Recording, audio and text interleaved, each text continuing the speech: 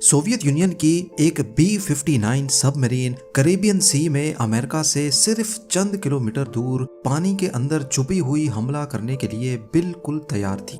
तभी US navy को मालूम पड़ गया और उन्होंने सबमरीन को ऊपर लाने के लिए छोटे बॉम्ब्स पानी के अंदर फेंके। सोवियत सबमरीन, जिसका हजारों किलोमीटर दूर हेडक्वार्टर से कांटेक्ट भी टूट चुका था, उसके कैप्टन को लगा कि शायद जंग छिड़ गई है और अब न्यूक्लियर टॉर्पेडो मिसाइल फायर करने का वक्त आ चुका है। ये वो वक्त था जब यूएस और सोवियत के दरमियान टेंशन्स हद से ज्यादा बढ़ चुकी थी और दोनों कंट्रीज के हजारों न्यूक्लियर मिसाइल्स सिर्फ एक बटन प्रेस की दूरी पर थे। सोवियत सबमरीन के कैप्टन अभी न्यूक्लियर मिसाइल का बटन दबाने ही वाले थे कि अचानक कुछ ऐसा हुआ जिसने इस दुनिया को तबाह होने से बचा लिया। ज़ेम टीवी की वीडियोस में एक बार फिर से खुशामदीद।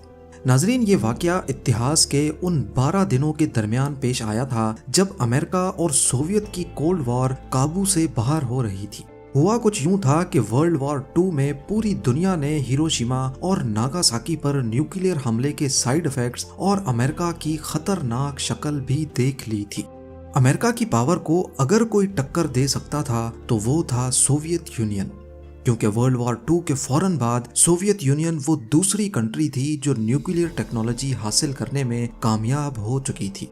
उन्होंने कई न्यूक्लियर टेस्ट करके इनडायरेक्टली अमेरिका को इशारा दे दिया था कि हम जापान नहीं हैं जो हमलों के नतीजे में चुप करके बैठ जाएं।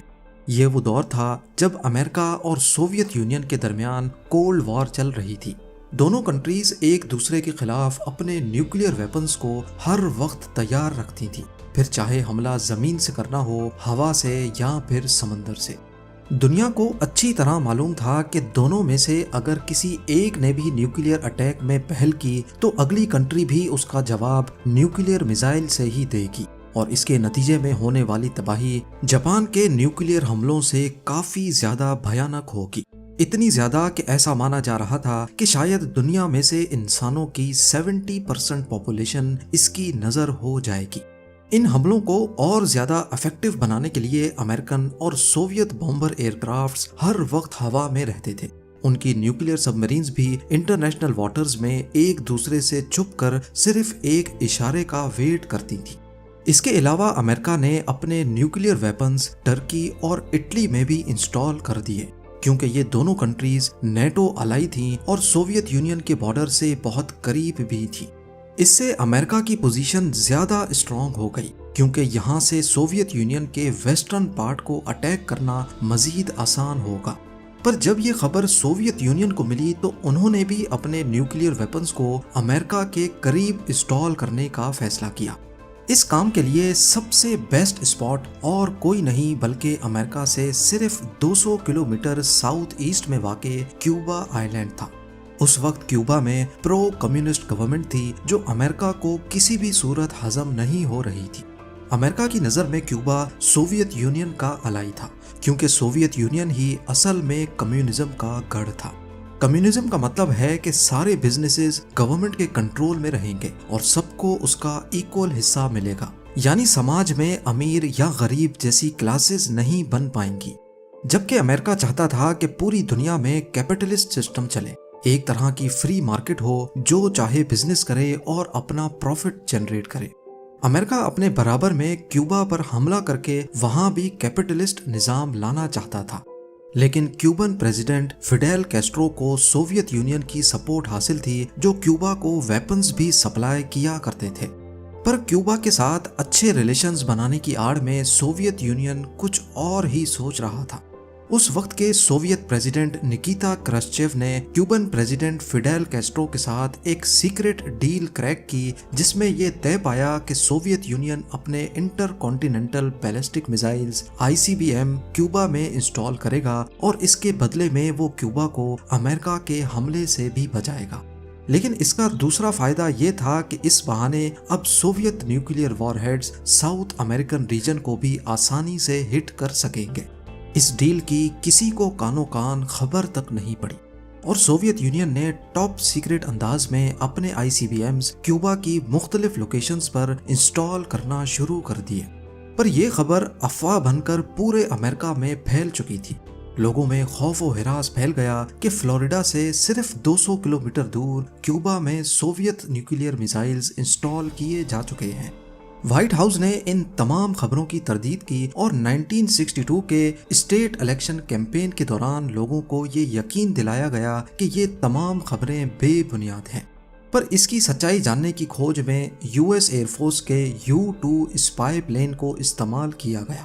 اسپائی پلین نے کیوبا آئی لینڈ کے اوپر سے تصویریں کیپچر کی جن میں صاف صاف میڈیم رینج R-12 اور intermediate range R-14 ballistic missile facilities کو دیکھا گیا۔ یہ فوٹوگرافز اس بات کو ثابت کرنے کے لیے کافی تھیں کہ سوویت یونین امریکہ کے ساؤتھ ایسٹ پارٹ کے خلاف گھیرا تنگ کر چکا ہے۔ یہ خبر American president John F Kennedy پر بجلی بن کر گری اور انہوں نے کیوبا، جس کے اوپر امریکہ کو ویسے ہی بہت غصہ تھا، کو سبق سکھانے کے لیے وہاں ایئر اسٹرائکس کرنے کا فیصلہ کیا۔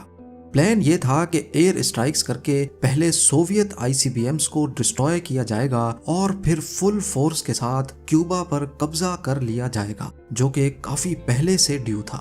امریکن پریزیڈنٹ کا یہ پلان اصل میں ورلڈ وار 3 کو دعوت دینے کے برابر تھا، کیونکہ کیوبا میں سوویت میزائلز پر حملہ اصل میں سوویت یونین پر حملہ کنسیڈر کیا جائے گا، اور اگر ایسا ہوا تو دونوں طرف سے نیوکلیئر وار چھڑ جائے گی جس کو پھر کنٹرول کرنا کسی کے بس کی بات نہیں ہوگی۔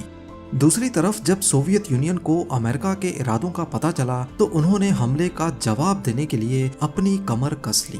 اس تیاری میں ایک سوویت B-59 نیوکلیئر سب مرین بھی تھی جس کا ذکر اس ویڈیو کی شروعات میں کیا گیا تھا۔ اس کو کیوبا کے قریب کیریبین سی کی گہرائی میں چھپے رہنے کا آرڈر ملا تھا۔ سب مرین کے کریو کو فل اتھارٹی تھی کہ اگر جنگ چھڑ جائے تو نیوکلیئر ٹارپیڈو میزائل لانچ کرنے کے لیے ماسکو سے پرمیشن لینے کی بھی ضرورت نہیں ہے۔ یہ یو ایس نیوی کی نظر سے چھپ کر پانی کی اتنی گہرائی میں جا چکی تھی کہ ان کا ماسکو سے ریڈیو کانٹیکٹ بھی ٹوٹ چکا تھا۔ لگے ہاتھ یو ایس نیوی کو بھی سوویت سب مرین کے کریبین میں ہونے کا شک ہو گیا۔ انہوں نے اس لوکیشن میں چھوٹے چھوٹے بامز پھینک کر سب مرین کو اشارہ دیا کہ وہ اوپر آ کر اپنی آئیڈینٹیفیکیشن کروائیں۔ یو ایس نیوی کی جانب سے پھینکے گئے یہ بامز اصل میں سگنلنگ ڈیپتھ چارجز تھے۔ یہ اینٹی سب میرین ویپن ہوتا ہے جو اگر اس کے قریب پھٹے تو پوری سب مرین کو بھی تباہ کر سکتا ہے۔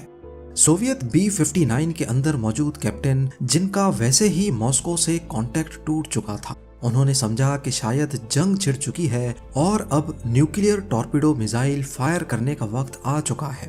بے شک کریو کو فل اتھارٹی تو تھی، لیکن نیوکلیئر کا بٹن پریس کرنے سے پہلے سب مرین میں موجود تینوں آفیسرز کی رضامندی بہت ضروری تھی۔ 3 میں سے 2 آفیسرز اس حق میں تھے کہ نیوکلیئر ٹارپیڈو میزائل فائر کر دینا چاہیے، جبکہ ایک آفیسر اس حملے کے حق میں نہیں تھے۔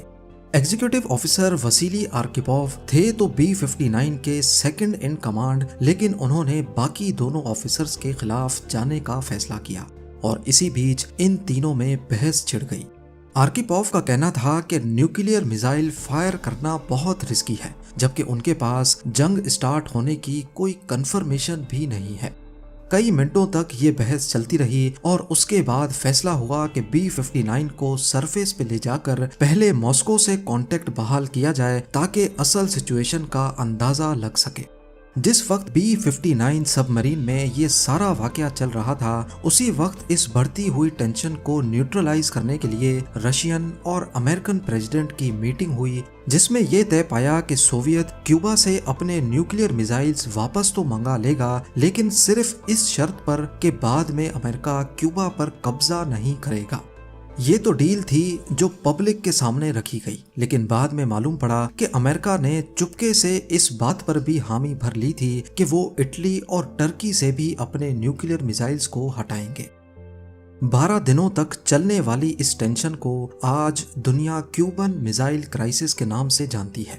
ان 12 دنوں تک ٹینشنز اتنی زیادہ بڑھ گئی تھی کہ دونوں کنٹریز نے اپنے نیوکلیئر میزائل اسپیس تک بھیج دیے تھے، جس کا مطلب تھا کہ اگر ہم بچ گئے اور وار اسٹارٹ نہیں ہوئی تو ان میزائلز کو اسپیس میں ہی پھاڑ دیا جائے گا، اور اگر ہم نہیں بچے تو یہ میزائل سیدھا اپنے ٹارگٹ پر آ کر گریں گے۔